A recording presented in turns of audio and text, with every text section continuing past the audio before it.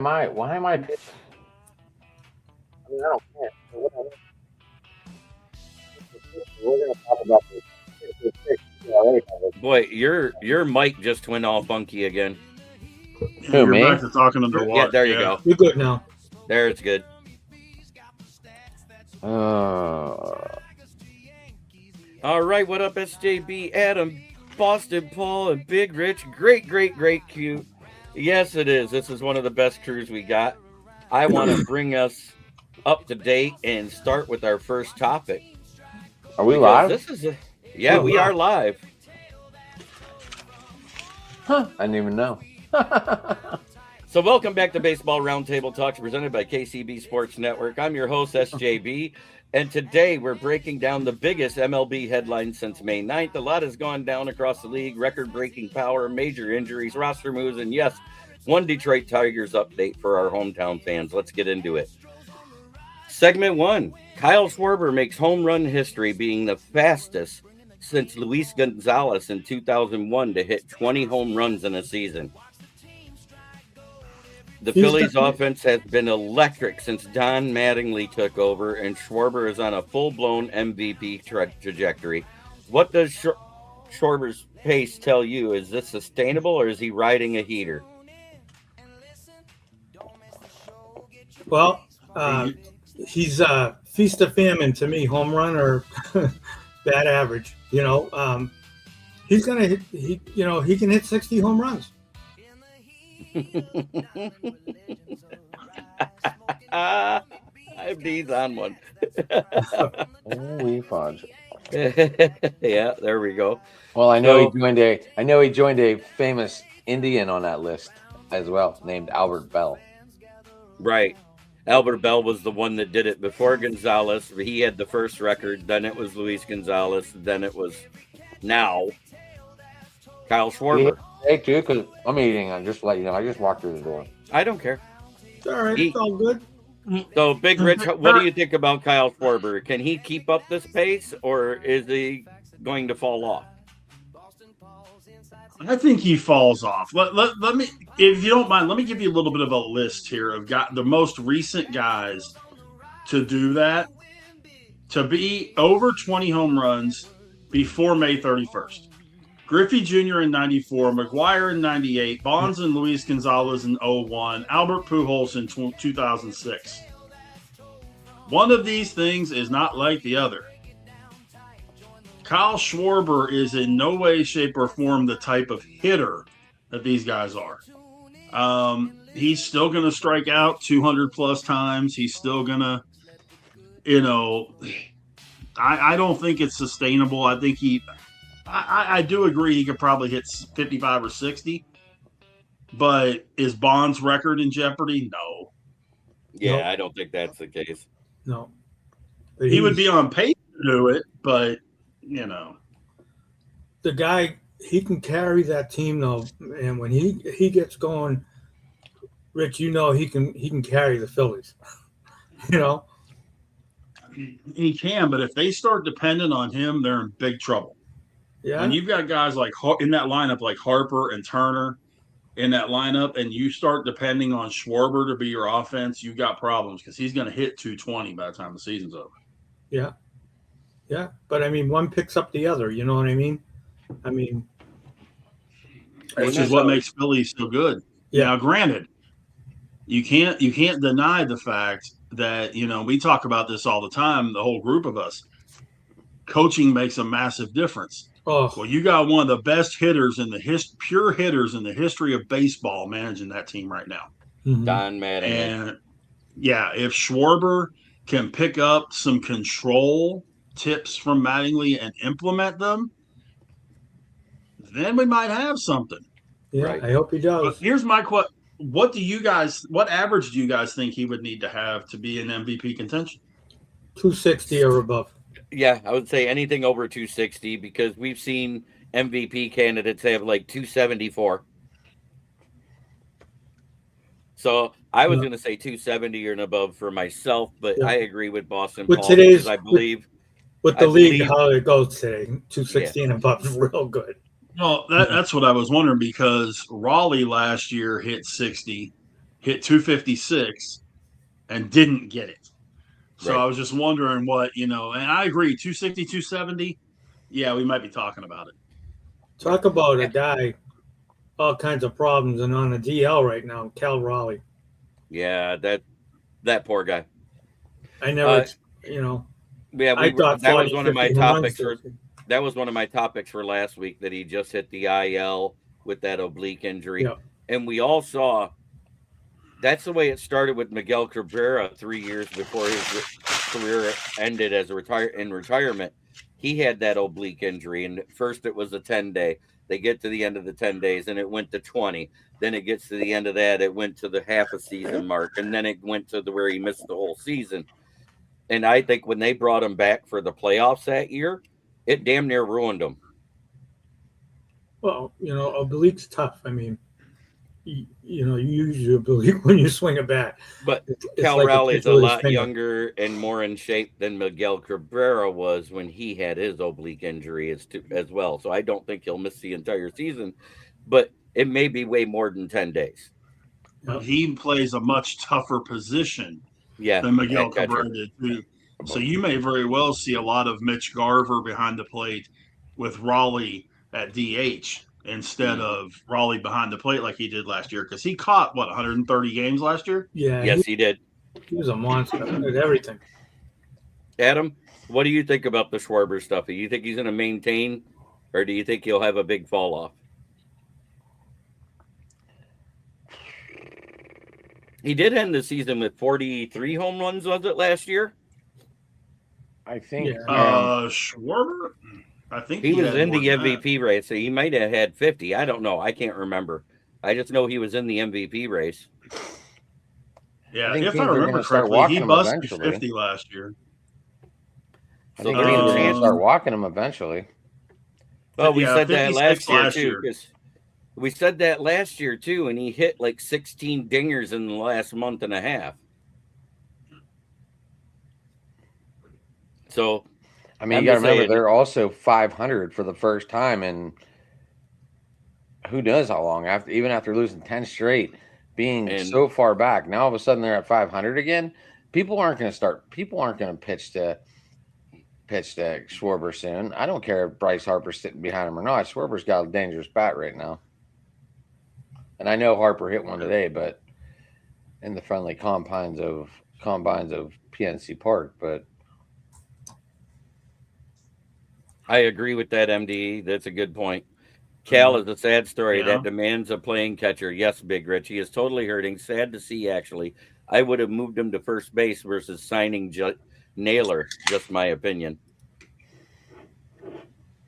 But how do you know he was? Look at Devers. How he didn't want to move over to first base for the Red Sox. How do you know that wouldn't cause right? I know. Raleigh to be like, no way, I'm not going to first base. You know what I mean? Right. And the Yankees just scored another run, but the Mets are back up in the bottom of the fifth. It's 2-3 Mets. It was 3-1, but somebody caught it. So I have a question. This is like a quick trivia question that I heard today. Mm-hmm. Who caught Clayton Kershaw's save? Oh, that's pretty good. I don't know. Oh, Clayton Kershaw's save. That was his rookie season when he came in for relief in the playoffs, right? I didn't hear when it was. I just know the two guys. That's it. Sorry, guys. I missed what you guys were saying. I'm sorry. My wife called. I asked who caught Clayton Kershaw's last save out of the bullpen. I don't know. So who did what now? Who was the catcher for Clayton Kershaw's save? Who was Danny, how are you, sir? For Clayton Kershaw's save? Yep. Fuck, Danny, you're not supposed to give it away, okay? Yes, that is the correct answer. See, Danny knows his stuff. Was it Rui? I'm not looking at the screen. Was it Rui? It was Jansen. It was Jansen, the guy that was called up from the Loons the year after him. I only said that because he was on the mound today for your team, Jeremy. Yep. McKinley Jensen was a catcher for the Loons before he got called up. Yes, sir. Yeah. Yeah, they said that Jansen was deadly behind the plate throwing runners out when he was a catcher. He goes, my bad, I'm a big Dodgers fan. We know you are, Captain Danny, and we appreciate you having the answer quicker than snot. Let's put it that way. Danny, I was just trying to catch the group offside because I never have good trivia. I thought it was Carlos Yes. Ruiz. I'll get into the Tigers stuff later. We do have a segment about the Tigers. But let's move on from Kyle Schwarber into our next topic. The 111-mile-an-hour fastball off the fibula. Yeah, horrible. Fractured fibula on a 111-mile-an-hour comebacker, and it's a rotation crisis there. Wasn't this the same guy that was just throwing over 100 miles an hour like a couple of weeks ago that they were talking about? They said it might be only 2 weeks. I mean, 6 to 8 weeks. No, he's done. No, it's a fractured fibula. They're saying he may now miss the entire season. Yeah, he will. Yeah, I heard on the fan that that's a distinct possibility. So it's terrible. That's going to put that's their best mid reliever, if I remember right. Correct? He's a starter. Oh, he is a starter. Because he's a starter. He's been really, really good this year, guys. He's, I think, the best starter they've had this year. That's a huge loss. It's the fibula on his kick leg is what got hit, correct? I don't know for sure, but if it was his kick leg, you said his kick leg? Yeah. Or the push leg. Push leg would be really bad. But, yeah, that's Rich. Either that's way. Didn't Alex Smith break his tibia too? And he was out a year and a half. Both. Yeah, he broke the tibia and the fibula. Oh, and the Mets just scored 2 more to go up 2-5. And Jamie's not here to hear about it because he's watching the Sabres. Yeah, he's watching the Sabres.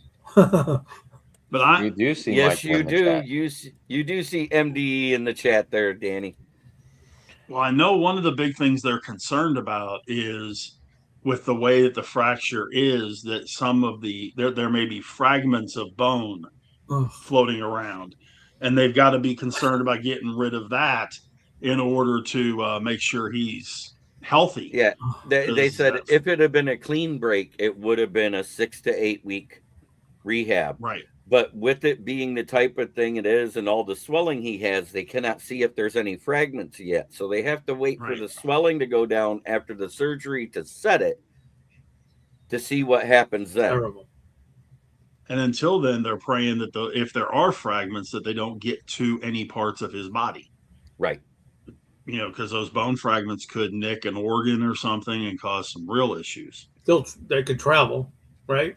I mean, yeah, they can. They can get in your bloodstream and travel, sure. Oh. But their bullpen has actually been playing better, and their bats are coming around there with the Mets. Look at what they did to the Tigers. You know, they were all low-scoring games, but they were able to come back in every one because of their bullpen. Mm-hmm. Mm-hmm. Wish we had a bullpen like that. Yeah. Me too. Red Sox, surprisingly, their pitching's been pretty good lately. That's what's keeping them in ball games. They're hitting. Well, we'll get to that later. Yeah. So, are we ready to move on to the next subject, guys? We are. Sure. Michael's already on fire already. I love it. Michael is already on fire. He's and always here's on another fire. One. Blue Jays lose Jose Barrios to elbow surgery. Mm-hmm. That's a big loss. He's great. He's really good. When he's on, he's on. He was the one that dominated the Tigers yesterday. But yeah, he's feast or famine though. When he's on, he's a great pitcher. He could be like a frontline number one. And when he's off, he's awful. And he's been okay. But I mean, this is a big loss. Any big loss like the two we just mentioned, it's crazy. Danny's coming at you, Boston Paul. Do the Red Sox play in the MLB still? No comment. I heard they joined the Savannah Bananas. Oh boy, they're not that bad. Or Cape Cod League, but you know. I mean, if this bone is really bad. He could be out for at least a year. Oh, Right. I mean, right elbow stress fracture is not anything to play with. I mean, they're not even going to know the full extent of this thing until they do the surgery. As much as I like that we trash talk our other teams, I will say at least they beat us in the series. So I'll leave it at that. The thing is, though, I'm kind of curious in terms if it's a stress fracture in the elbow, which is what they're showing it as. Right. There may not be surgery. Right. The manager said he is going in for surgery. Oof. Yep. I don't know what for. If it's a stress fracture in the elbow, that's just rest time. I wonder if it's a hidden. There's got to be something beside the stress fracture. I wonder if it has to do with that UCL, because that does put pressure on the bones in different angles when it starts to strain. It does. Or he could have, whenever he did have the issue, he got some sort of nerve issue at the same time. That could be a possibility too. Red Sox will be playing Pawtucket in the baseball Beanpot tournament in July. If the Bull Sox don't get our Anthony back and figure out how to hit the baseball, they are collectively like 091. That's because they have too many left-handed batters in one lineup. Yeah, and you guys just fired your general manager, right? Manager. Yeah. Yeah. We just fired the manager. Yep. So, are you watching on YouTube, Danny? It's because I don't sit over far enough. I can. He's watching on the he's watching on the phone side, so he's not center, and it makes him be. Now he's good. Now he's you're right in the middle right now, Adam. You look good. You always look good, Adam. No, don't be hitting on me. You're only 30 years old. You're not old like us. Right. Hey, I'm aging like fine wine. Granted, it was very cheap, and it was like I love how I think I am the youngest on the panel, though. You are. Isn't that nice? You're far and away the youngest on the dais here. You're 10 years younger than the youngest of us. So you should listen to us. You should listen to the older folks. So let's get back to some more news here. Yes. Wait. How old are? Wait. The Orioles add Tommy Pham today. Wasn't he a Steeler? He was a Pirate. He was Adam's favorite Pirate last year. A&W root beer. Amen. Hey, that's a good one. That's good shit. I need ice cream for a root beer float, huh? Yeah. See, you can get a hold of something, Adam, that I can't, that I'm mad about. You can get Hires root beer, and I can't. You can get Hires root beer. So Rich, do you have a Sam's Club card? I do. I bet you could go on the website and type in A&W root beer and get it sent to you. No, I want Hires. I don't want A&W. I bet you could get Hires to them because where the fuck do I get? I don't even know where to get Hires. I don't know if I ever had one. Right Is that here the glass in bottle? Michigan. So there you go. What's going on with A&W? Something going on with them? Adam, if Boston Paul is hitting on you, take it as a compliment. Take some salve and medication to help curb the itch and enjoy the ride. Oh, God. Oh, jeez. Tommy Pham was Adam's favorite Pirate last year. Yeah, so tell us a little bit about Tommy Pham. I am not a fan of him. Rich is just being a total smartass. I was not a fan of the Pirates signing him at all. I know. I am too, because I remember you hearing this talking about it last time we talked. Good. Maybe he'll do something. Maybe he'll fit in well down there. Good for him. It's not like he can be much worse than what the Orioles already have. They're one of the teams that I don't have going anywhere this year. I don't know about you guys. His deal does contain an early out clause, though, in June. See? So there you go. They're not going to sit around and let him wait all season. He does. You know what? Everyone thinks I have a nice jersey collection. Tommy Pham has 11 that are officially really his for all different teams. And probably got all the different styles. So his little collection is probably really nice, and it probably looks good on podcast if he ever gets on and just does jerseys behind him. Hey, Tommy Pham is now hosting a karaoke session in Taiwan wearing a pink muumuu. Michael, you're on fire. Well, I will tell you what, and he's also singing the Pink Dancing Pony Club. Well, I'll tell you, he's he's moving around team to team. He hasn't been good. He's not going to make a difference. He was on St. Louis. He was on St. Louis for what, 6? Mm-hmm. He was with the Mets for a while. He was with the Red Sox for a while for a cup of coffee. San Diego, I think he was with the Padres for the end of the season last year, right? So, can I make a statement that might sound really mean? Tommy Pham is the Josh Rosen of baseball. Gets bouncing around. I was thinking Josh Johnson, but yeah. Yeah. Yeah, but I'm saying go somewhere and doesn't do well.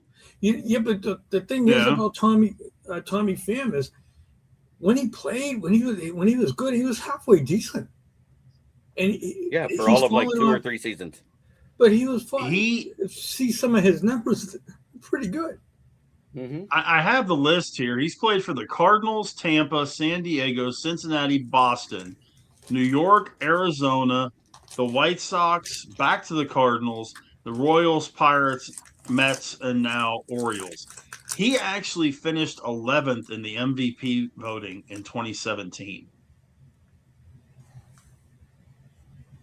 So how about that one? That's what I'm talking about. Finished 11th in the MVP voting in 2017. He's been around that long. That must have been a down year in the National League. I mean, he's been around that long. So I didn't know he's been around 10 years. Wow. His rookie year was 2014. Yeah. So he's been around. This is his 13th season. All right. Over 1,000 hits, 150 homers, stolen 130 bases. That's what I'm talking about. He's halfway struck decent. Out 1,100 times. And I don't know why he's moved around as much as he has because he started out all right. What is up? I hear he's not good for the locker room. What is up with this traffic cone celebration that's going on in the Pirates? It's gone viral lately. I want to hear your guys' take on it. I'm going to start with you, Big Rich.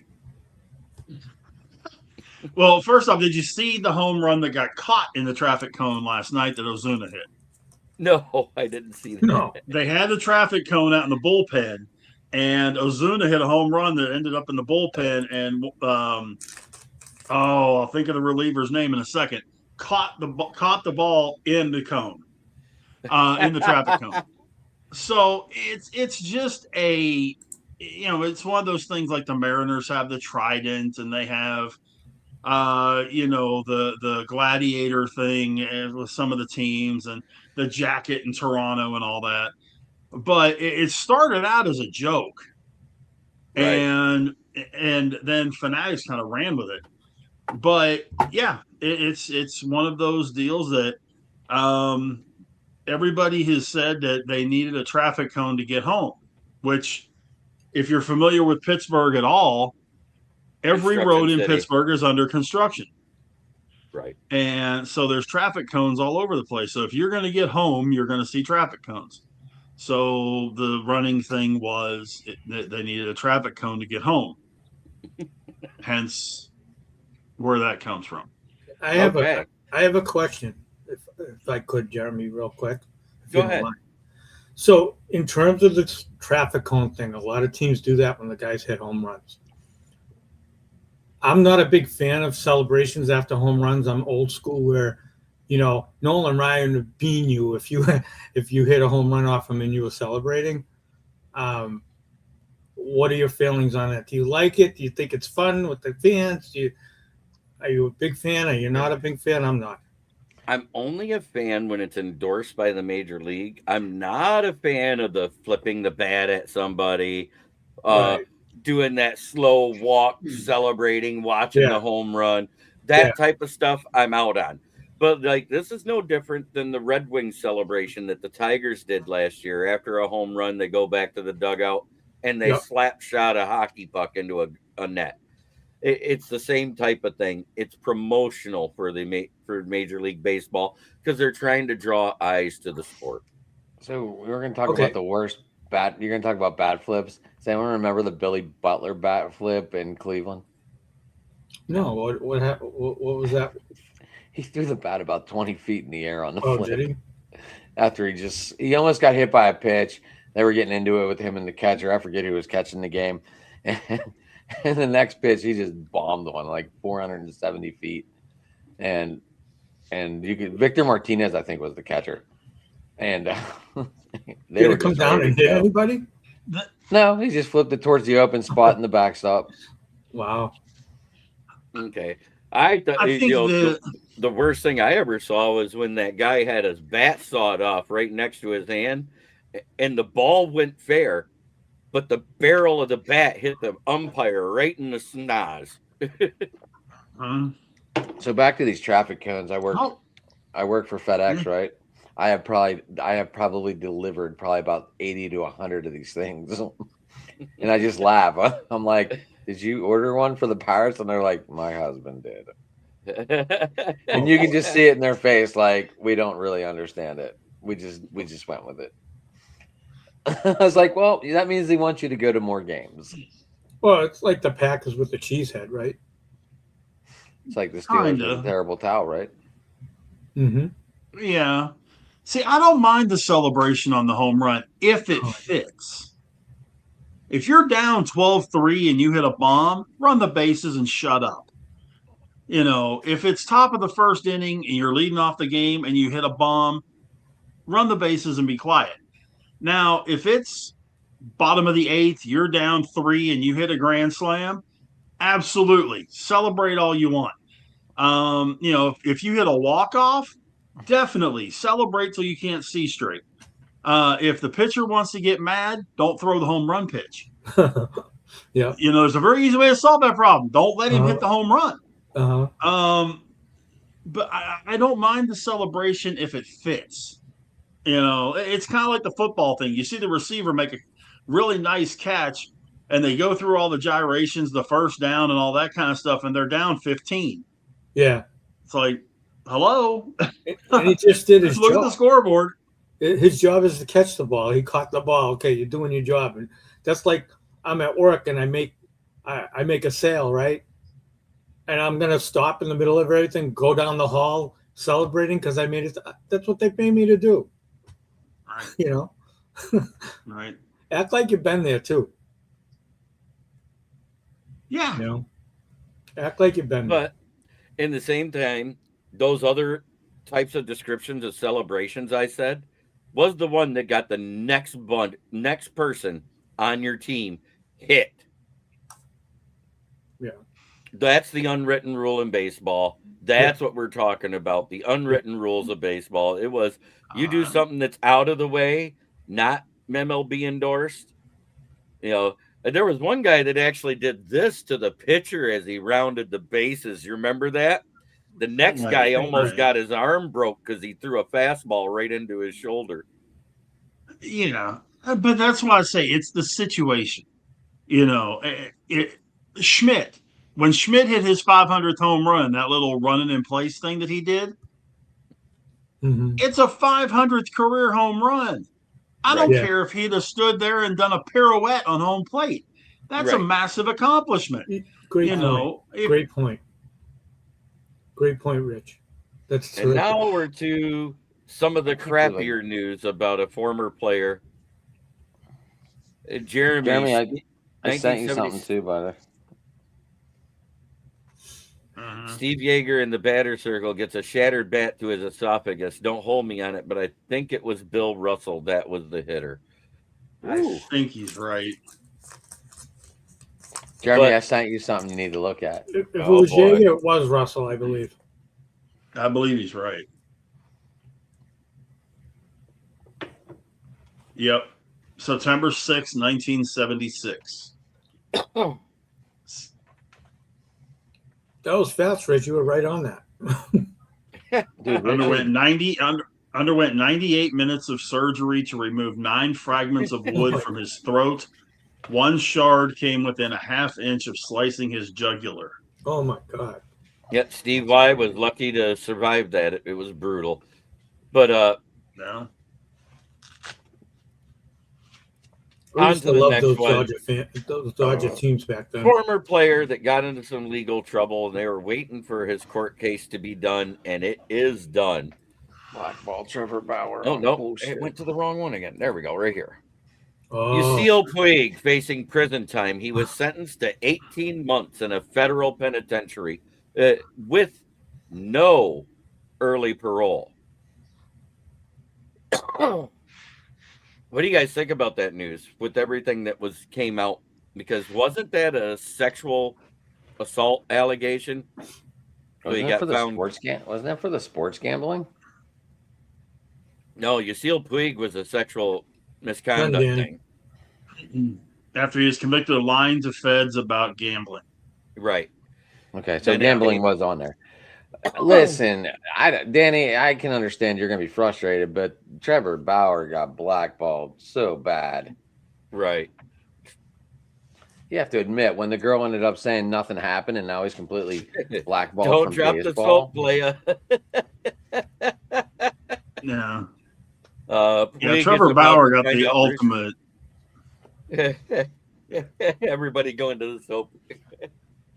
Trevor Bauer got the ultimate screw job with absolutely no KY involved.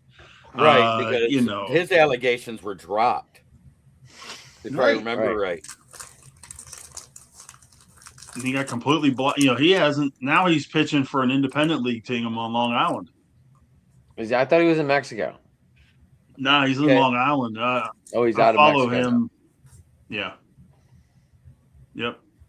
But he's bouncing around the non-MLB affiliate leagues is what we're getting at. He was in the Mexican League, I think, a year ago. Danny, with all your pitching trouble, would you take him back? As a Dodger? They don't have pitching trouble, do they?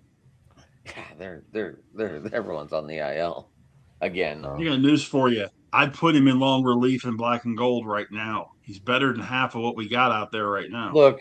The Pirates. He said he'd come back on a minor league deal just to pitch in the MLB, and the Pirates wouldn't even give him that. So, all I'm saying, I would have loved. All I'm saying is I'd take him. I've been saying for 2 years before I even got into talking baseball that I would take Trevor Bauer on the Tigers. I mean, the talent's there. The dude won a Cy Young Award. It's not like, he sucked. It's not like he was It's not like he's a guy that was fair to partly cloudy or bad when this whole thing happened. The dude won a Cy Young Award. The dude was on his way to having a really successful career. He was an Indian at one point, wasn't he? Yeah, I remember his last pitch, I believe, as an Indian was thrown over center field in Kansas City because Tito took him out. But if I remember correctly, he was difficult to deal with from the managers and the players' standpoint. He was a fireball. But the guy could pitch. Fireball. But the guy could pitch. But he could pitch. The Uke is Kevin Youkilis, right, Adam? Yeah. Yes. Okay. But that would go with that jersey, would it not? With this jersey? Yeah, it would go with this jersey, but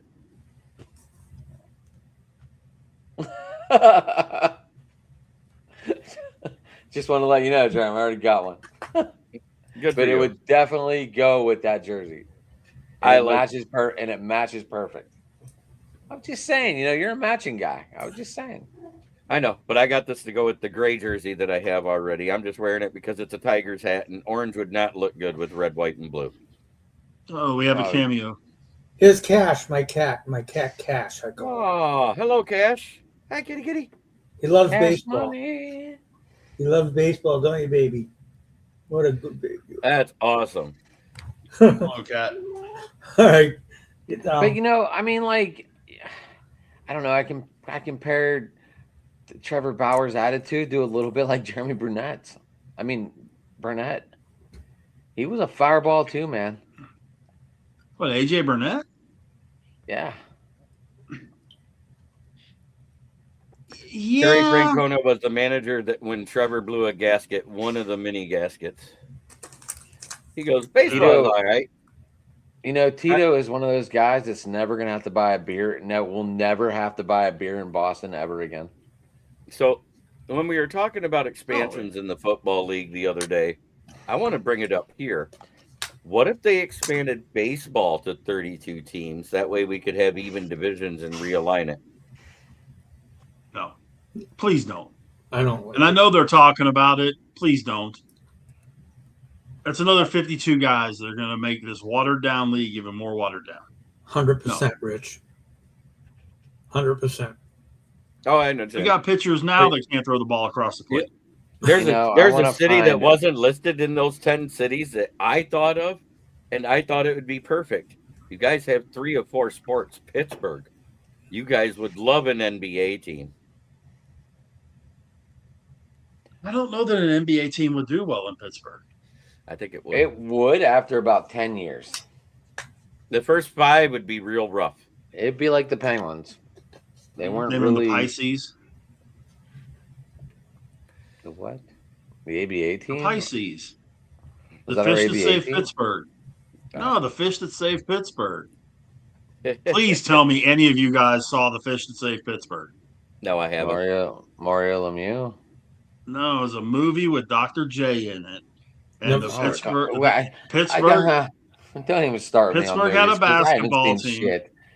Pittsburgh had a basketball team, and they were called the Pittsburgh Pisces. What time is this? Yeah. What time do I get to look at Ronda Rousey? I think that's getting ready to start soon. Wait. Time out. Hold your horses.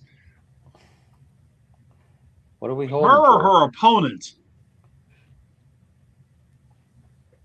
I don't know. I just found out she was fighting like a little bit ago. She's fighting Gina Carano. Are they good? I don't. Rich, I don't. They're both good looking. They're both good looking. Trust me. All right, cool. All right, well, maybe Rousey's. I hope Carano kicks her ass personally. I think Carano does kick her ass myself because I think Ronda has lost a bit since the last time she got her ass. She didn't look very built for this fight when at the weigh-in. Yeah, I mean, Carano's dropped a considerable amount of weight to make weight for this fight. That's my biggest concern for her. All right, on to segment 7. Josue Gonzalez is turning heads for the San Francisco Giants. Rising star, scouting bug, all of it. What have you heard about this guy? Oh, God. Can I start? Yeah, go ahead. Yeah. This guy's terrific. 440 and 25 at bats in the AZ complex. Pro debut in the rookie level Dominican Summer League. 288, 19 extra base hits, 33 steals in 53 games. This guy's polished. Lefty, righty. He's a switch hitter. Controls the strike zone well. Plenty of bat speed.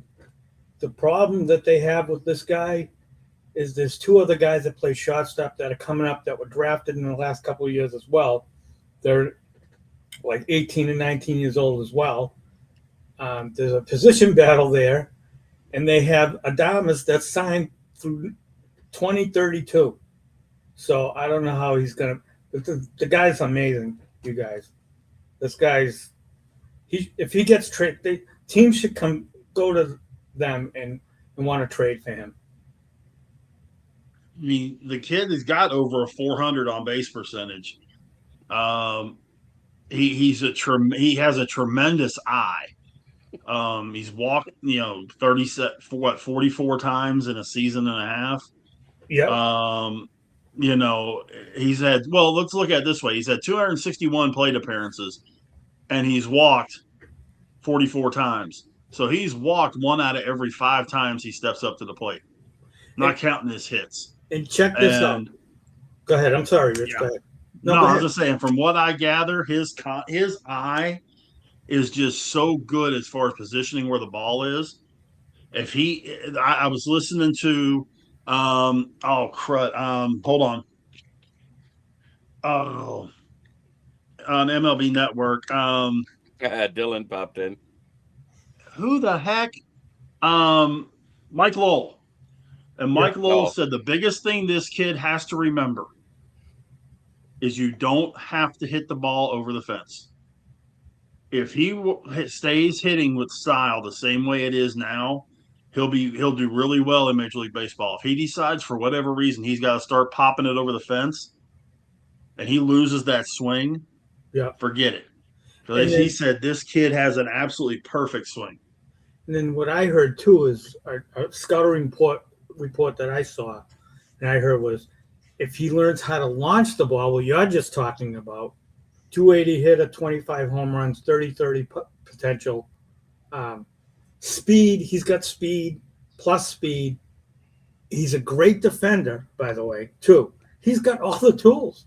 This guy, I would be going to that team and being like, you got 3 prospects. Give me one of your prospects because you're not going to be able to handle it. You're going to lose 1 or 2 of them because you have Adames for, no trade by the way, Adames, no trade contract. He's got control of that till 2032. Where are these kids going to go? So yeah.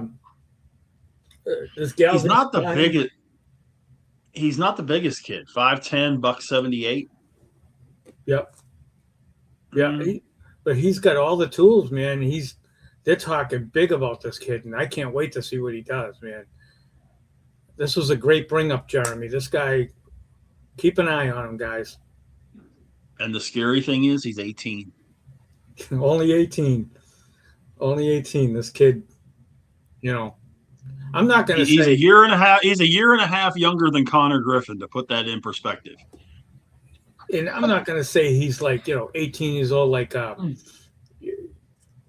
like a gunner yet, anything like that. But I mean, the way they're talking, and like I said, I go to that team, and I'd be like, look, trade me this kid because you're not going to be able to do anything with him. You know what I mean? Get him now because if they wait and he's that good 2 years from now as well, you can get him cheaper now, I think. Hell, move Adames to second. Yeah, or him. I mean, one of them. That's a good problem. That's a good problem to have, right? That's a great problem to have if you're that organization. That's a terrific problem to have. A terrific problem to have 3 farm guys that play the same positions that are good with a guy that was signed that is good that you can move because he's played other positions already. Yeah. The entire reason O'Neal Cruz ever stepped in center field was because of Connor Griffin. Yeah. Yeah. And I mean, I guess you could move him around. Yeah. I mean, do you also think it's good having a college coach fresh out of college first year as a head coach getting an 18-year-old? He knows how to handle these kids. Well, that's the whole problem with the Red Sox coach and why he's gone. He couldn't handle the young kids. Well, that's what I mean. Like San Francisco, they just hired that college coach. This is his first year. Yeah. And all of a sudden you're giving him an 18-year-old that's full buzz, all talent, all go, and I have a feeling he knows how to handle them better. Oh, don't get me wrong, though. Yeah. This kid has a long way to go. He's only in rookie league single A, and he's just out of the Dominican League. But they've got 2 players the same way. You know what I mean? And it's 2026. That's 6 years from now. It's 2032. They might be. They'll probably come up within a couple. You know how the players are now. It's not like the old days where you're in the minus for 6 years. If you're good, you're in the minus for lucky if you're in the minus for a year, and that's all 3, and you skip 2 levels. Jamie's jumping up and down. Sabres have a 5-3 lead. Good for the Sabres. I drafted Concepcion tonight, and I said I want to trade him. Should I trade him? Cleveland, right? Is that Cleveland or the Bengals? I think it's Cleveland. Yeah, I don't even want him. I just drafted him because it was best available at that point. Yeah, but he's pretty good. I'm still not a Cleveland fan, Paul. This is like asking you to put a. I'm telling you to keep him, but you got to put that aside. See, in fantasy, you put that stuff aside. Yeah, but that means I have to cheer for him twice a year. So that's against my team. So. No, bench him twice. No, you bench him twice a year. You play him every other week. You just play him against the Steelers. if you want to win fantasy, you don't care who. Listen, I told you guys before, I would pick Aaron Judge every day of the week, and I hate the Yankees. Okay, this is Aaron Judge. That's a whole different story than a wide receiver. I'm just saying. It's just. Hey, I have had Jamar Chase on fantasy teams every year for the last 4 years. That's different. That's different. He plays the Steelers twice a year, just like Concepcion will. But we're talking about Jamar Chase. Brown every chance I get, and been doing well with him. Right? Yeah. Don't like Jeremy. Like, okay, let's look at your division and let me think of I can't even think of wide receivers. Justin right Jefferson. Now. Okay. Roma sure. Well, let's go lower. Let's go like Jordan Addison because I'm not putting Concepcion on Jordan, or I'm not putting him on JJ's level already. He hasn't even played it down You'd yet. You'd be better off to say you guys are all saying like number one guys. Concepcion is pretty good. He's going to be pretty good in this league. He's going to be 75 catches, 1,000 yards, and 6 or 7 touchdowns in 1 or 2 years. If Jerry Jeudy doesn't learn how to catch the ball, Concepcion's going to be the number one on that team. The one that only has one child from him, it'll be Danielle Rossini that goes to Munich with like Rabel. Stop. Danny. You're such a jerk. Well, they already got their new emblems on the hat. Just gotta pick on me. They already got their new logos. Yeah, you haven't seen the new logo yet, Boston Paul? I got their new logo. That's okay. I don't need to see it. It's fine. You sure? Yeah, it's just the Patriots. Nope, I don't want to see it. They call it the Patriot Way logo. Oh God.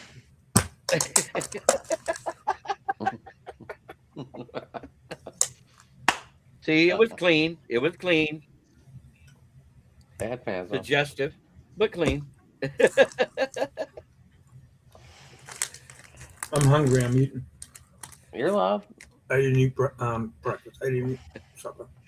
You didn't eat breakfast? It's a little late for breakfast, boss. I was going to say, you're running a little late. Let's see if Boston Paul sends me a link next week. Danny, we will always send you a link. Danny, you want a link right now? You could probably get one in 30 seconds, if that. Jeremy she probably wasn't drilling in the logo. It makes it clean. There you go. No, but that whole thing that came out about 2021 about Rabel and her renting a boat together. They were both on the rental lease.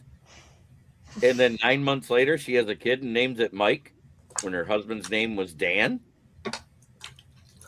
Maybe she didn't want to say that the name was named after Mike White, the quarterback. And not Michael and Danny both need to be on this screen like in minutes. Yeah. No, they don't.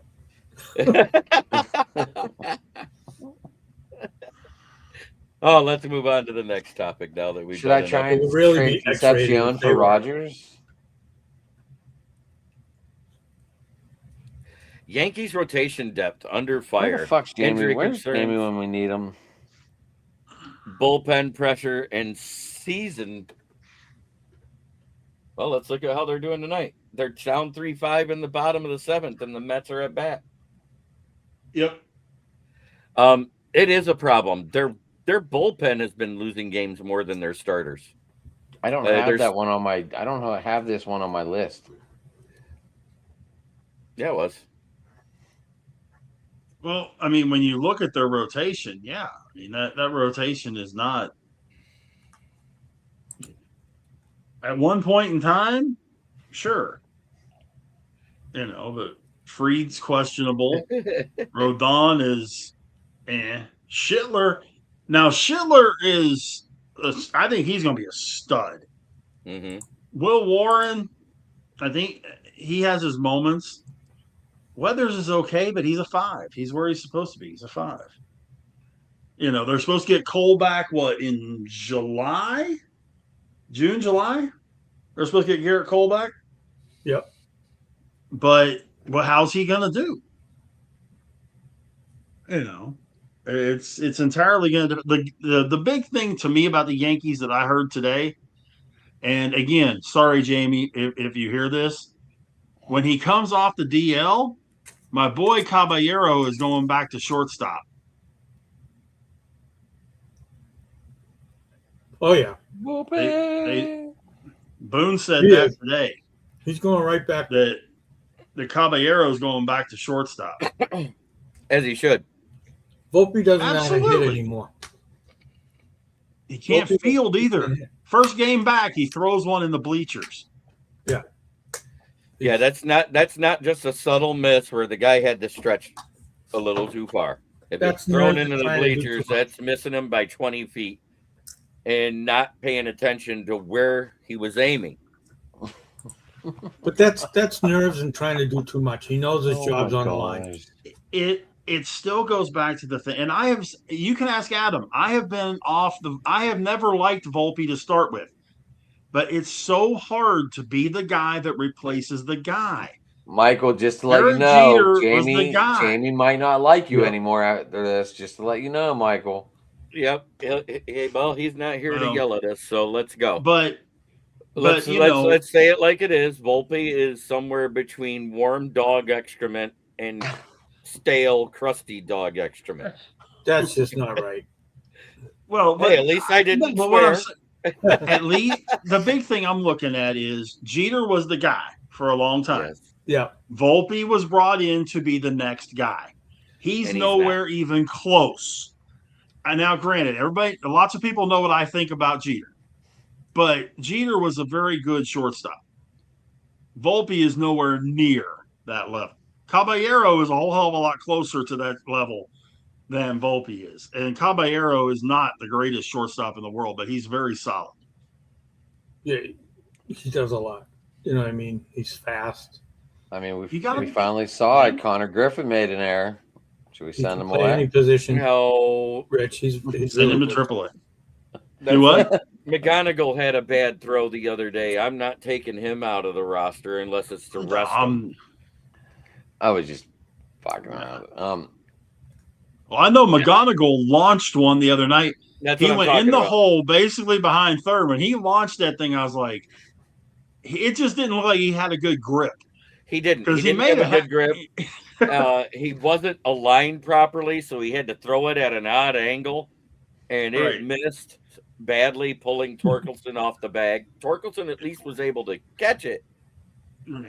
But it was just eaten it. It was close to 4 yards off the bag. Motorcycle, Jesus Christ. Yeah.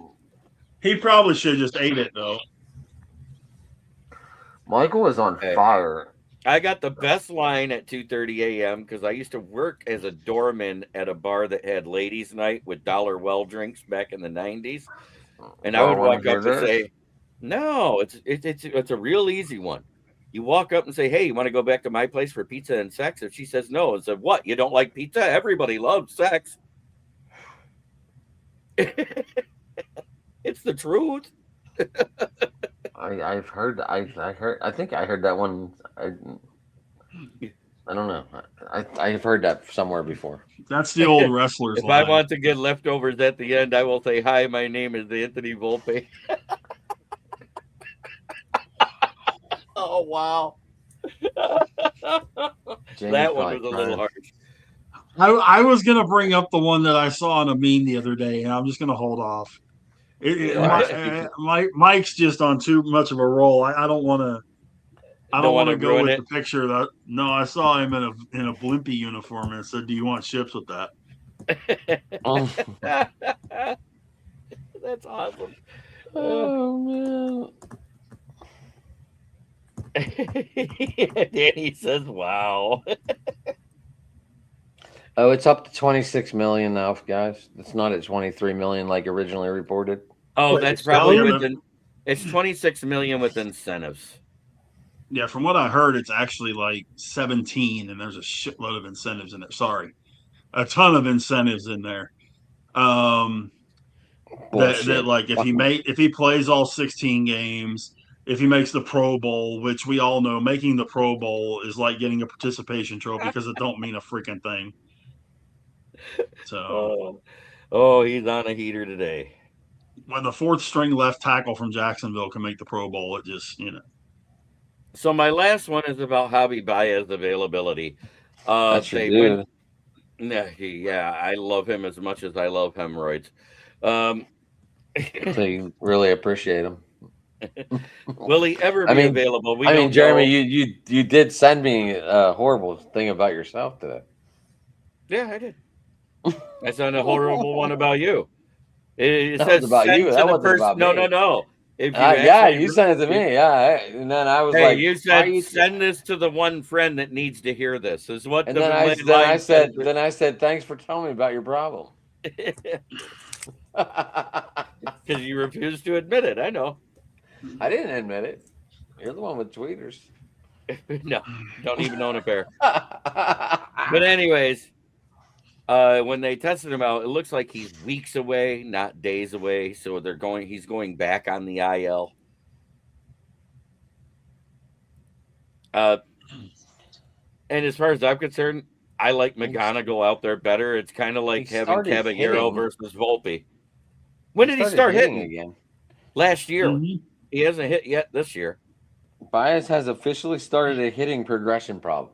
Oh yeah, but his rehab checkup says he's going to be out for more weeks, which is fine. Well, you guys are loving McGonigal anyway. Yeah, exactly. Yeah, but before he got hurt, he was consistent. Last year he hit 257. He was hitting 256 this year before he got hurt. Yeah. For what that's worth. I didn't even know Michael wrote that. I'm crying. It's hard to believe that he at one point in 2018 came in second, counted second in the MVP race. I despise Javi. I despise the contract. I wish we'd have never signed him to begin with. But I do like the fact that I still love the fact that we dodged the Correa bullet, who's been hurt every season since he got his big contract. And weren't those guys free agents the same year? Same year. I thought so. Because weren't there like 3 or 4 relatively prominent shortstops the same year that were out there? Yeah, and you guys ended up getting Javi? We got Javi. That was the year we got Seager. The Rangers got Seager that year. Right. That's who I wanted. So did I. I was happy with that. Just like the Rolling Stones can't always get what you want. Yeah, but 2 years in a row I hit. 2 years in a row I hit the jackpot because the one year we get DeGrom and Simeon, the next year we get Seager. I was good. But I will say, the only Texas jersey I have, Rich. Sorry, Jim. I will say he has a great defensive glove. He's one of the better defensive gloves at shortstop. He did get better after he had his stint where he covered center field while Parker Meadows and the other guy, Wenzel Perez, went down last year. And that's what started him to get his confidence back. He was playing the new position and playing it well. The very first game, he tracked the ball down that they said, there's no way he's going to get to this. And he tracks it down at the warning track. And it was a laser type of shot. They were like, wow, he made a lot of good adjustments, blah, blah, blah. Oh, it's now 6-1, Mets. I'm surprised you did not cover the one subject that we should have looked over today. Which one? The Reds falling apart in the bullpen. They're 6.06 ERA in the month of May. Beautiful. I couldn't be happier for them. Awful. I mean, they've completely fallen off the whole face of the earth. I know they won last. I know they won last night, but or the Tigers. I'm just saying the Reds have fallen pretty bad. They have. I'm just pissed off about the other night. Last night, you're up 6-0. You texted me and just said, "Damn it!" and I was like, "What did I just miss?" Except with a bunch of capital letters. You're up 6-0. Then you're up 8-5 in the top of the ninth. We were up 8-2 at one point, weren't we? You were up 8-2 at one point. In the eighth. 8-5 in the top of the ninth. And then your freaking Soto, I'll unload on him on open mic night when I can actually say what I want to say. Hey, congrats. Soto was just it ain't that hard. Throw strikes. We talked about this adding team stuff. We don't have enough guys who can throw strikes as is. Throw a freaking strike. Okay. He walks two guys and hits another one. And they lose 11-9. The only two guys I want to see called up, I want to see two sent down. I'm done with Wenzel Perez. He has a decent glove, but his bat's more inconsistent than my bladder. And then Hayu Kim. He can't even play good positioning at the second base because he's actually a third baseman. They list him as an infielder, but he's played predominantly third base with the Toledo Mud Hens, and we've been playing him everywhere but that, which makes absolutely no sense to me. So send him back down, bring up Max Anderson from Toledo, who's hitting a 337 with a 480 OPS or on base percentage. Bring that guy up. He also has 9 stolen bases. And then the other guy, bring up Max Clark. He's batting almost 300. He's got 9 home runs. He has 9 stolen bases and 4, count them, 4 defensive runs taken away. That's my rant on the Tigers. Well, Stephen Kwan got moved to the 6th spot. Jose Ramirez is now batting 2nd because they're just trying to let Stephen Kwan find his routine again because he's gotten on a cold streak. So instead of sitting him, they just dropped him to the 6th spot. We're going to get to that. We do have a section for home team thoughts. So first off, they flipped your boy into water. Final takes, contenders and pretenders. Who do you got as actual contenders there? And I'm going to start with you, Big Rich. Ooh, I was afraid you were going to do that. Contenders. Okay. Contenders, AL East, Yankees definitely. I think the Guardians.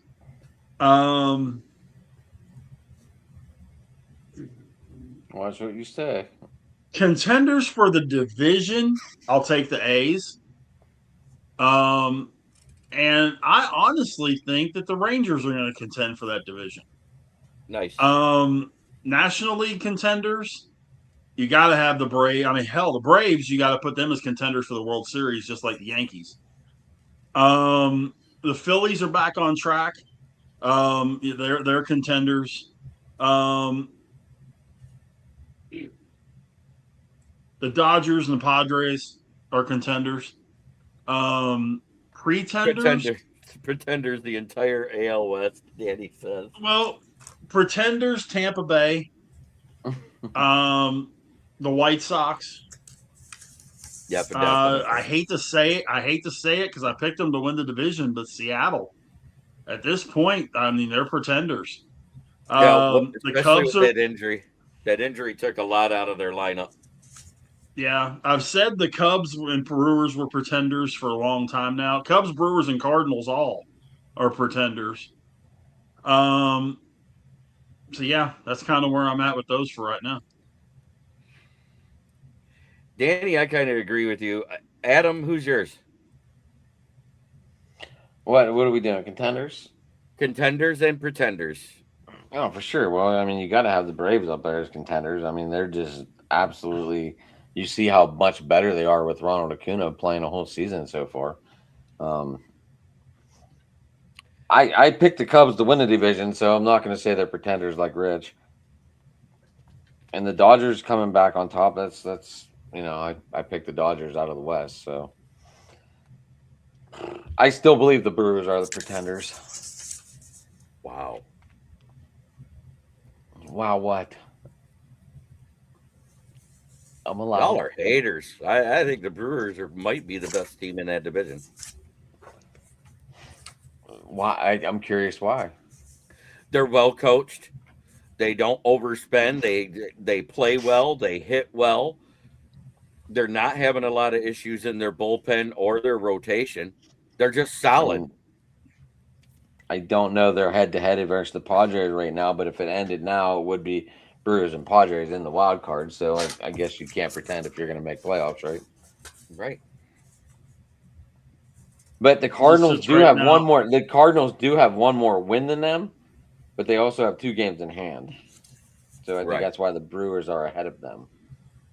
the Brewers and Cardinals are actually tied at the first 2 wild card spots. The Padres have the 3rd spot. The Buccos are right behind San Diego.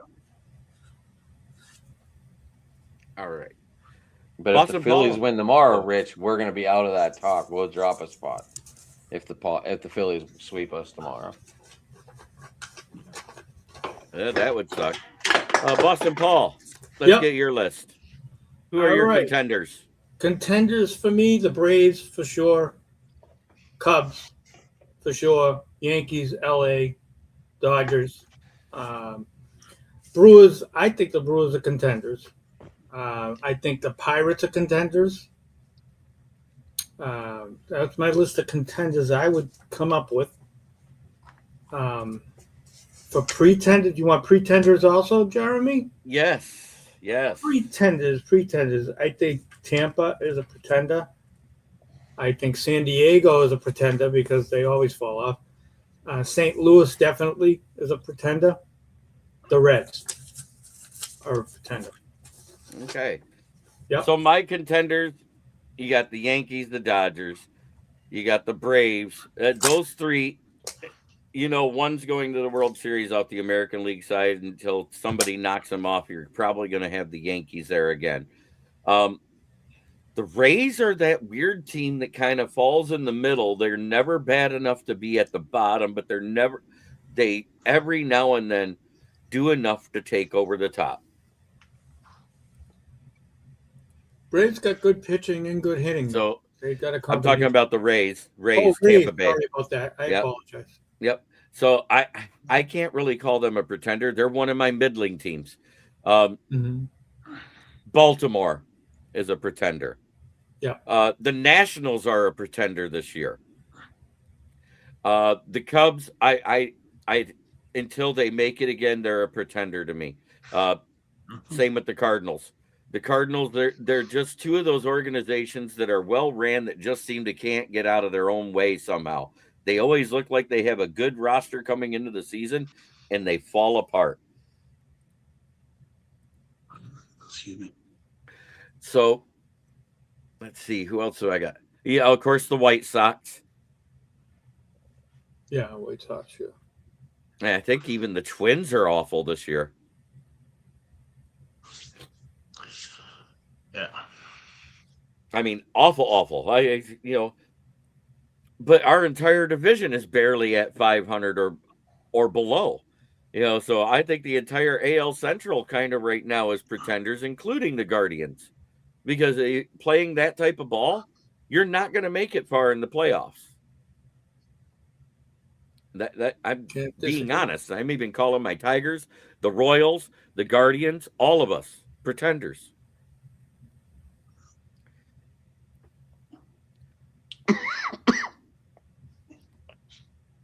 Yep, and then I think the Toronto Blue Jays are a contender. They keep playing good ball. They keep doing stuff despite having injuries, despite having what is considered a weak bullpen. Their bullpen ERA is better than most of our teams combined. The Rangers are an outlier. They're a middling team. I think the Astros are a pretender this year. They've been more injured than the Tigers.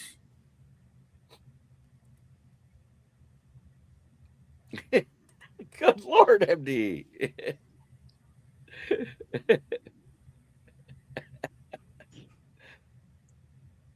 All right. And so that's it. There isn't much on the contender side as I would like there to be, because there's not a lot of teams taken away. And right now, until somebody knocks them off the AL West, I'm putting the A's as a contender because they're playing very good ball right now, top to bottom. They're hitting well, they're pitching well, their bullpen's doing well. There's hardly anybody out there in the West doing it. Yeah.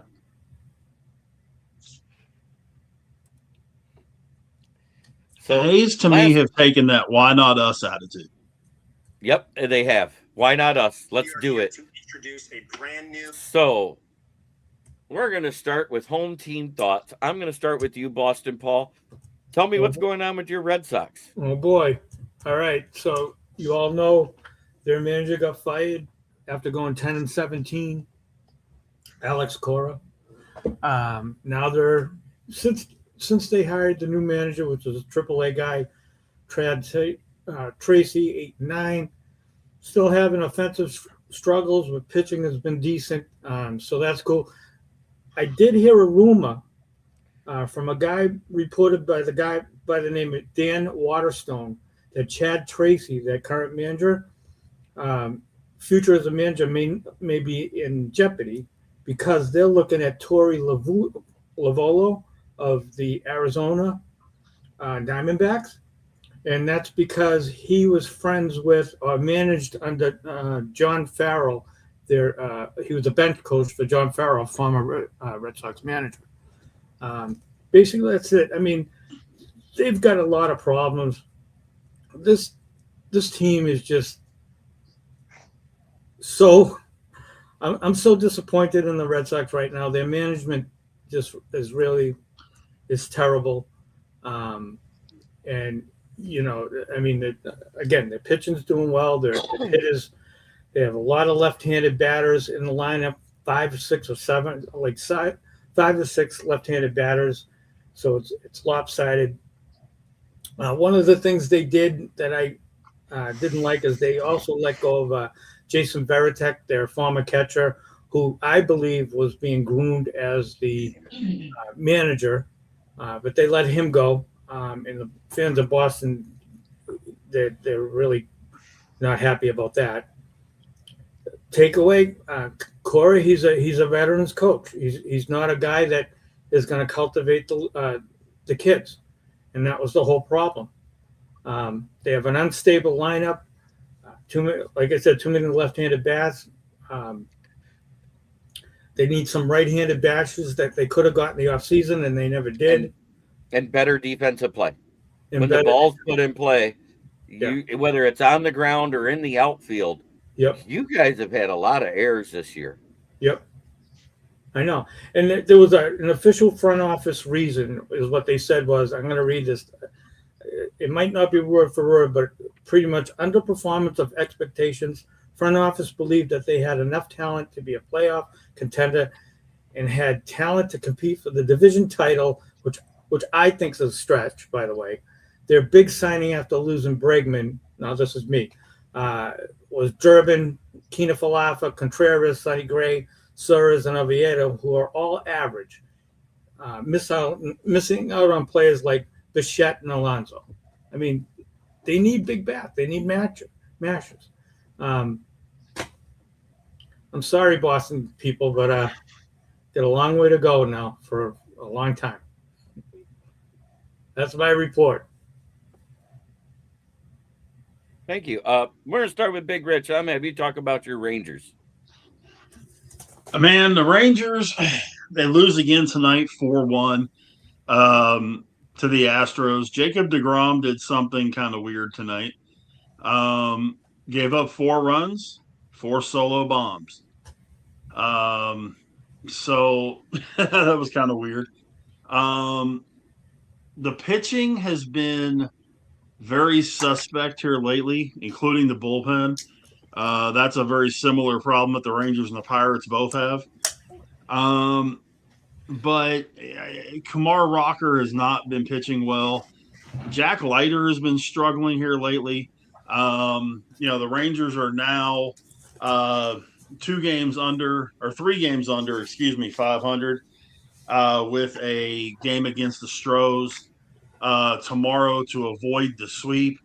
And they've got a relatively difficult stretch coming up that they wouldn't have necessarily thought was difficult, because they go to Colorado next. Colorado's playing much better. They're not. I don't think they're the dirty bottom of the ashtray anymore. Then they go to the Angels, and then they have the Astros back home for 4. So it's going to be interesting next 10 games for the Rangers. Hitting wise, Josh Young is still hitting very well. Extremely happy with what he's doing. Corey Seager's on the IL with a leg injury. Brandon Nimmo has got a banged up ankle. Jake Berger hasn't been hitting well at all. It kind of seems like it's been Josh Young, a little bit of Ezekiel Duran, and whoever else decides they want to hit that particular day. Although, definitely a case of thoughts and prayers going out for Josh Smith, utility infielder who was submitted to the hospital yesterday with viral meningitis. Wow. Yeah, so they're expecting him to be in the hospital for 7 to 10 days while they work on getting that all cleared up. So, we had talked before about didn't seem like he was playing as well this year. Well, if he's had that running him down and all that, that may be part of the issue. But yeah, I mean, the Rangers right now, they're getting ready to go through a tough stretch. They've got to pull it together. And this is where it's going to be the first test with the Rangers for Schumacher to see what he can do as far as keeping this team together for the next couple of weeks until they get Seager back. Is Evaldi going to pitch well tomorrow? We'll find out. I hope so. Get DeGrom straightened out. It'll be interesting to see what all Schumacher's able to do, and if they, what the deal is with these bats, because they're just not hitting. Adam, talk about whichever one of your two teams you want to. Well, I already mentioned, they moved Ramirez up to second. He did have 2 hits out of there. They dropped Quan down to try and find his rhythm again. Kate Smith has 14 or 16 saves right now. And there's 49 steals on this team. So they are they are picking good spots to steal. Obviously Ramirez leading the way in that talk. Yeah, and they do have a mighty stretch coming up. They'll be in your neck of the woods Monday, Tuesday, Wednesday, Thursday, it looks like, Jerem. Yeah, so that's a big series coming up Monday through Thursday. But then they go to Philadelphia. And, we're really going to see what this team is made of in the next week and a half. All right. My Tigers. Injuries are derailing us left and right. Our bullpen, Canley Jensen, is not as good as in the bullpen as everybody wants. He's the one that gave up the go-ahead run tonight in the 8th. We lost 2-1 to the Blue Jays. Kudos to them for getting through a game only giving up a run with the way their bullpen have been. They lost an extra innings, Jeremy. Jansen didn't lose that game today. Oh, okay. Whoever. I just hate the fact we lost. It was 2-1. They brought him in a no-save situation today. That was weird.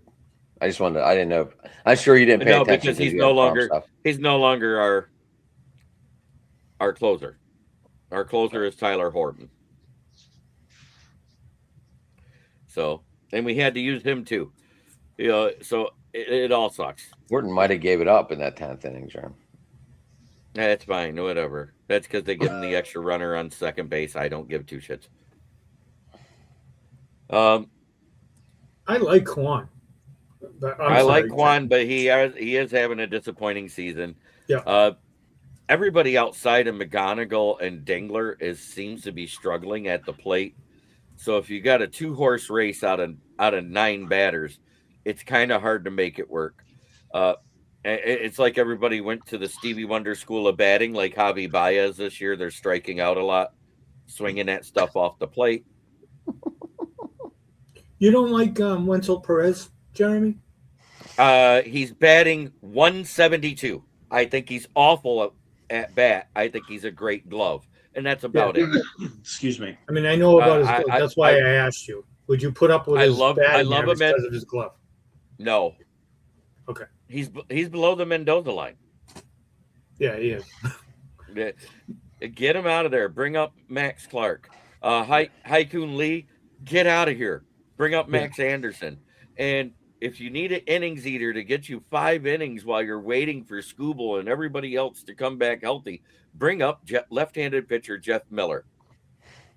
Yeah.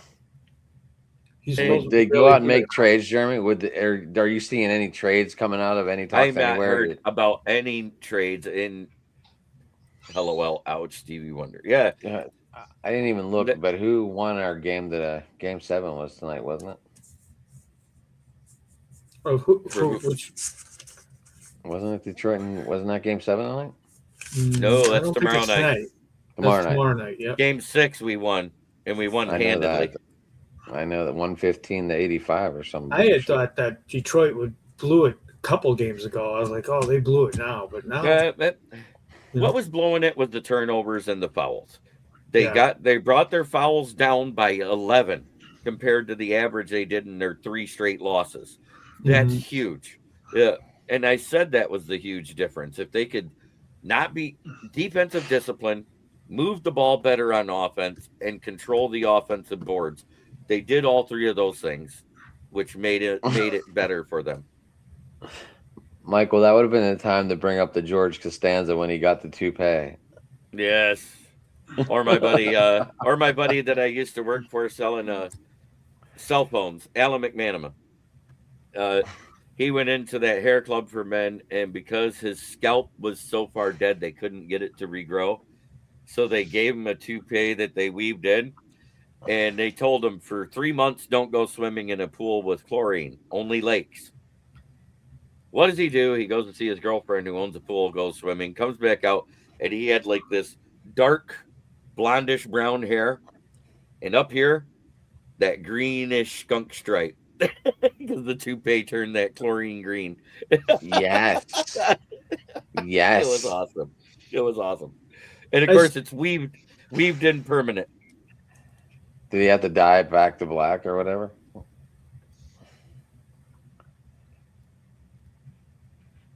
Jeremy, just a suggestion on Michael's sake. So you need to leave it up another 30 seconds. He's got 27 liners and we only have 2 or 3.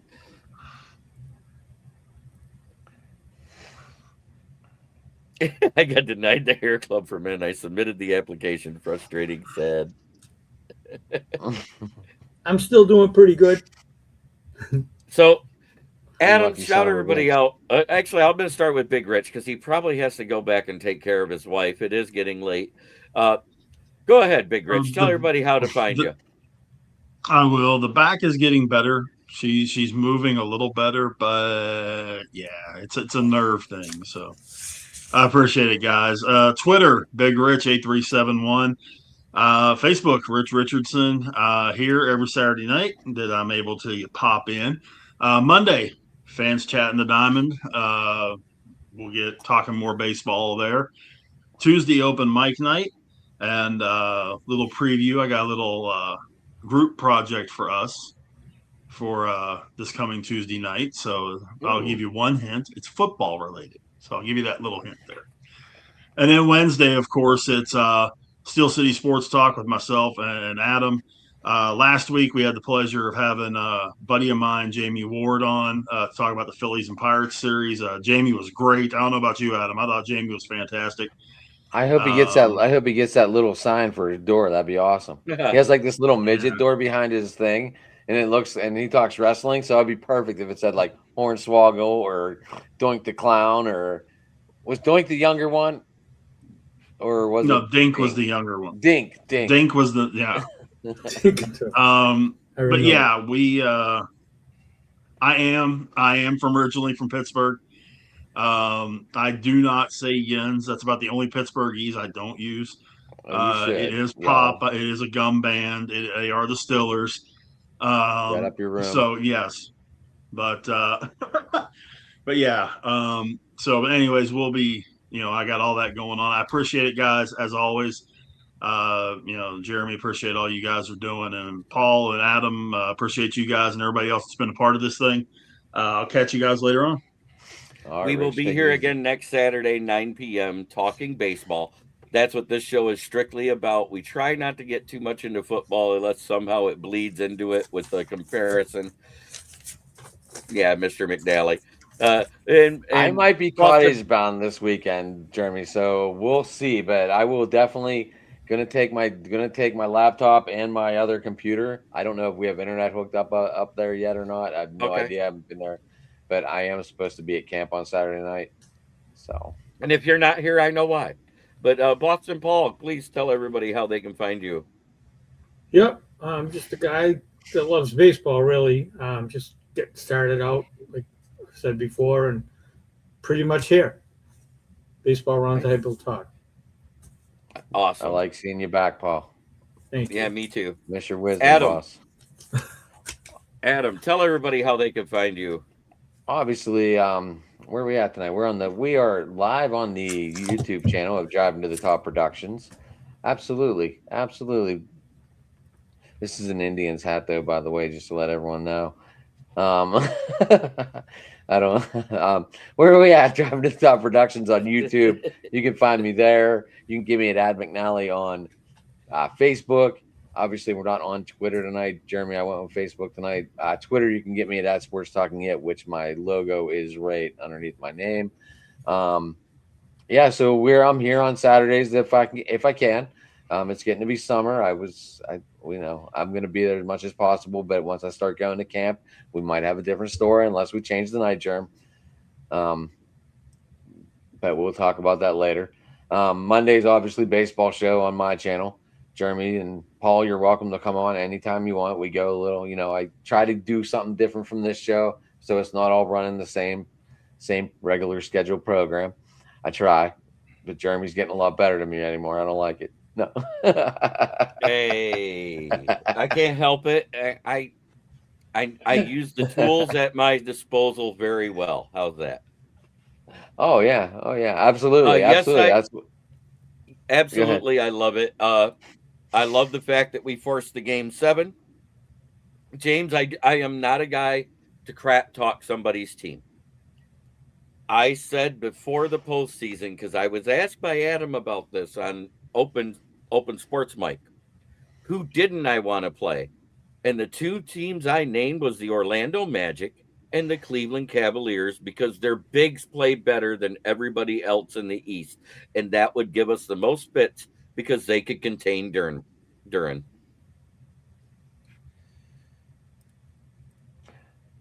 We talk basketball if it comes up. We don't really have a basketball show.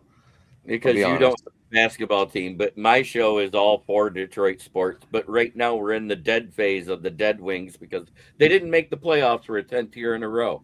Longest playoff drought in NHL history. Well, they're all sitting where all the losers are now, Jeremy, so we're all together. But at least they don't have the longest Stanley Cup drought like the Leafs. We got a pretty long World Series drought in Pittsburgh. Well, we got a long World Series drought here. I was talking hockey for a second. I know. I was just going to other comparisons, Yep. But this is my channel. It's KCB Sports Network, where I am live 6 out of the 7 days a week. I go live every Monday through Friday at noon. I have another show that I do at 9:30 on Wednesday. I have my Lions Fan Cave chat, where it's all Detroit Lions football on Friday nights. And then I have the Baseball Roundtable Talks at 9 p.m. on Saturday. In between that, I also am a part of Fans of the Diamond, and Fire Up starts up again this Tuesday. So I will be at the South Florida Tribune talking with the likes of Scott Morganroth. Jeremy, the other show, Fired Up's Thursday. Yeah, I know, but I was getting through in Melfar Jr. That's a huge one. Melfar Superstar son. But anyways, right. But that's Tuesday. That's your football show over there, right? I was talking about Tuesday. Yeah, Inside the Pigskin. But you just called it Fired Up. I just wanted you to give it the proper name. No, sorry. That's Inside the Pigskin. And then Thursday nights is Fire Up. And that has a random start time. It varies. Sometimes it's 9:30, sometimes it's 9, sometimes it's 10. But we talk all sports on that one as well. But as always, try every day to be a better person than you were the day before. That's the only way to make the world a better place. It starts right here. Much love to everybody. And it looks like Buffalo is forcing that game that series to extend. But this has been another edition of the Baseball Roundtable Talks presented by KCB Sports Network. Thank you, Adam. Thank you, Boston Paul. Thank you, Big Rich. And even though you weren't here, thank you, Jamie Malloy, because your writing is great about the Bills and everything you do. I like when you are here, and we can't wait to see you again. But tune in next time when we go live, Monday at noon. Have a blessed night, everybody.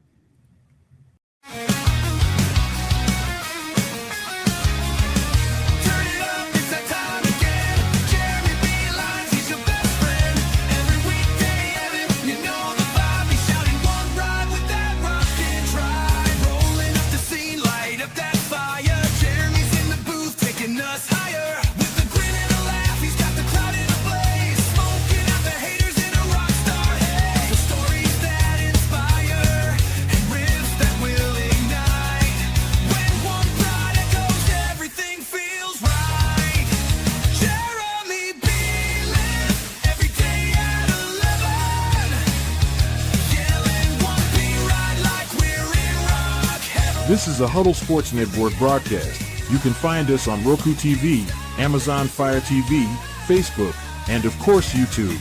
Get all your NFL news here first.